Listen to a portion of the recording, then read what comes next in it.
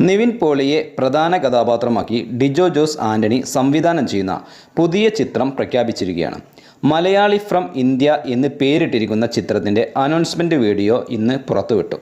പഴയ നിവിൻ പോളിയുടെ തിരിച്ചുവരവായിരിക്കും ചിത്രം എന്ന സൂചന നൽകുന്നതാണ് പ്രൊമോ. നിവിനോട് കഥ പറയാൻ എത്തുന്ന ഡിജോയെ ആണ് വീഡിയോയിൽ കാണുന്നത്. ഇരുവരും തമ്മിലുള്ള രസകരമായ സംസാരത്തിനൊപ്പം ചിത്രത്തിലെ കഥാപാത്രങ്ങളെയും അവതരിപ്പിക്കുന്നുണ്ട്. ആൽപ്പറമ്പിൽ ഗോപി എന്ന കഥാപാത്രത്തെയാണ് നിവിൻ അവതരിപ്പിക്കുന്നത്.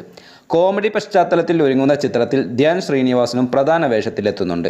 അനശ്വര രാജനാണ് നായികയായി എത്തുന്നത്. മഞ്ജു പിള്ളയും ചിത്രത്തിൽ അഭിനയിക്കുന്നുണ്ട്. ലിസ്റ്റിൻ സ്റ്റീഫൻ്റെ മാജിക് ഫ്രെയിംസ് ആണ് നിർമ്മാണം. സൂപ്പർ ഹിറ്റായ ജനഗണമനയ്ക്ക് ശേഷം ഡിജോ സംവിധാനം ചെയ്യുന്ന ചിത്രമാണിത്. ജനഗണമനയ്ക്ക് തിരക്കഥ ഒരുക്കിയ ഷാരിസ് മുഹമ്മദ് തന്നെയാണ് മലയാളി ഫ്രം ഇന്ത്യയുടെ രചനയും നിർവഹിക്കുന്നത്.